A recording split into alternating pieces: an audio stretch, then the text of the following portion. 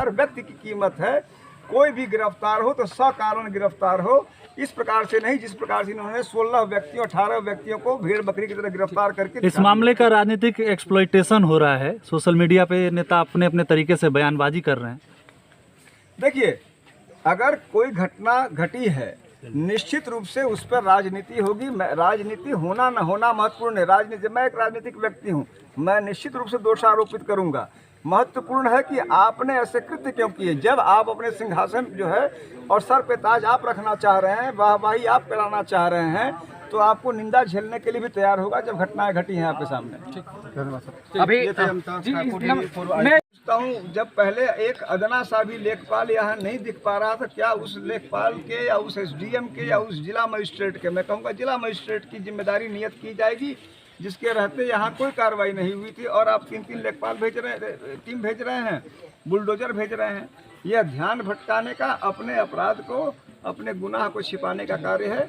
उसको छोड़ के अभी भी पारदर्शी तरीके से जांच हो, पारदर्शी तरीके। अगर आप 3 दिन में फॉरेंसिक नहीं करा पाए, वहाँ पे आपने घटनास्थल घेर दिया है, आप आदमी को नहीं जाने दे रहे हैं, आपने पूरा गांव खाली करा लिया है, तो यह क्या है? सीधे सीधे खौफ बनाने का एक तरीका है और अपने गुनाह को छिपाने का एक ढंग है। सर ये बताएं, यहाँ जो गांव के लोग हैं डरे समय बच्चे विद्यालय नहीं जा रहे हैं, क्या हो जाए? आप विद्यालय में टीचर आए लेकिन बच्चे विद्यालय में नहीं गए। यह पूरी तरह यहाँ की प्रशासन इसके लिए जिम्मेदार है। जिस गांव में मुश्किल से मैं समझता हूँ 4, 6, 8 से अधिक पुलिस बल की आवश्यकता नहीं थी, वहाँ आपने प्लाटून रख दिया है। आपने जहाँ पुलिस की आवश्यकता होगी उसको हटा के केवल भयभीत करने के लिए लोगों को रखा है। स्पष्ट रूप से यह अपने गुनाह को छिपाने का इसी देवरिया में एक और वही है, कुछ दिन पहले जमीनी विवाद हुई थी जहाँ 2 गाड़ियों को फूंक दिया गया, तो उसमें एक व्यक्ति की इलाज के दौरान मौत हो गई है, लेकिन उस पर लेके क्या रवैया रहेगी, क्या है कि क्यों जमीनी विवाद लगातार हो रही है? देखिए, जमीनी विवाद हम सभी जानते हैं कि उसके लिए कौन जिम्मेदार होता है। 500 रुपये, 5000 रुपये, 50,000 रुपये, इतनी धनराशि में इंसान की भूमि की कीमत ये लेखपाल और ये कानूनगो और ये एसडीएम तय कर रहे हैं और उसकी सुनने वाला कोई नहीं है। जिला मजिस्ट्रेट को केवल और केवल सत्ताधारी पार्टी के नेताओं को खुश करने से फुर्सत नहीं है। यही कारण है कि स्थितियाँ बन रही हैं। सर, घटनास्थल के निरीक्षण पे जो मुख्य तथ्य मेरी समझ और जानकारी में आई हैं, उनमें पहली बात तो यह है कि निश्चित रूप से इस प्रकरण में प्रशासन और पुलिस की पूर्व से ही मिलीभगत, संलिप्तता और लापरवाही रही है।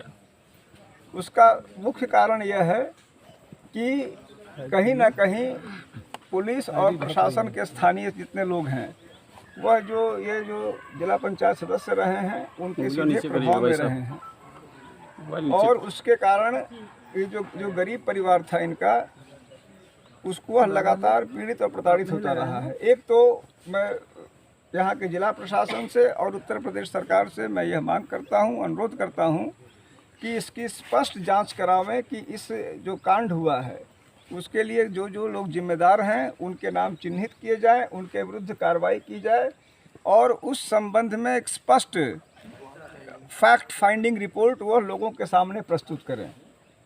उतना ही गंभीर प्रकरण यह है कि घटना के बाद जिस प्रकार से यहाँ किलेबंदी की गई है, आज आपने अपनी आंखों से देखा, जिस प्रकार से भारी पुलिस बल यहाँ लगा दिया गया है, पूरा गांव खाली हो गया है, पूरे गांव में खौफ का माहौल है। मैं यह मांग करता हूं कि जितनी फोर्स की आवश्यकता यहाँ हो, न्यूनतम जो आवश्यक फोर्स हो अवश्य रहे, लेकिन निश्चित रूप से गांव में भय पैदा करने के उद्देश्य से न रहे। तीसरी बात कि इस घटना के बाद की जो कार्रवाइयाँ हो रही हैं वह भी अत्यंत ही विवादित और प्रश्नवाचक हैं। आपको यह जान के आश्चर्य होगा कि अगल बगल के लोग जो हैं वह भी नहीं जान रहे हैं कि इस प्रकरण में 16 लोग गिरफ्तार हुए हैं।